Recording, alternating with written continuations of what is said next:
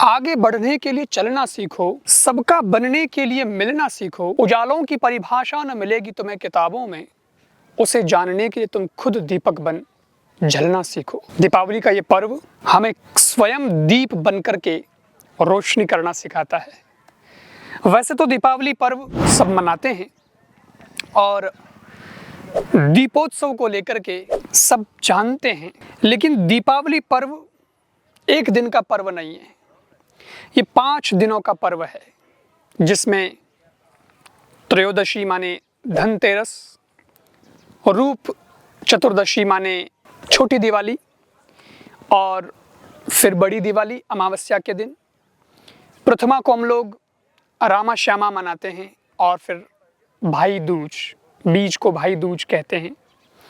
इस प्रकार से दिवाली के ये 5 दिन ये हमें कुछ सिखाते हैं। देखिए, जब बात धनतेरस की जाए तो हमें लगता है कि जो पैसा है वही धन है, लेकिन ऐसा नहीं है।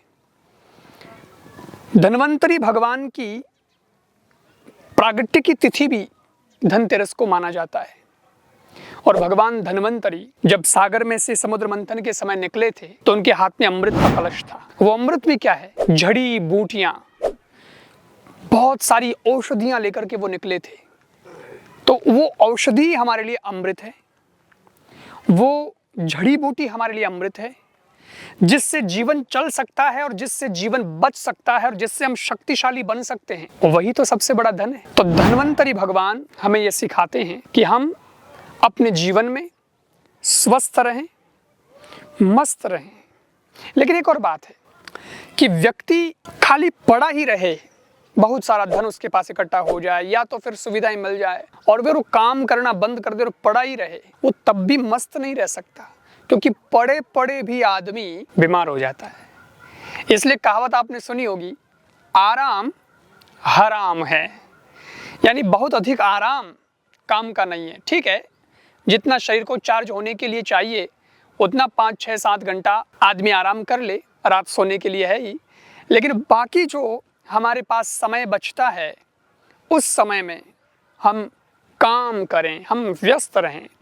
क्योंकि अगर भौतिक धन भी आपको चाहिए तो उसके लिए आपको दौड़ना पड़ेगा, काम करना। दौड़ने का मतलब आजकल ऐसी भी व्यवस्था हो गई है कि भले ही शरीर से न दौड़े लेकिन आपका दिमाग दौड़ना चाहिए।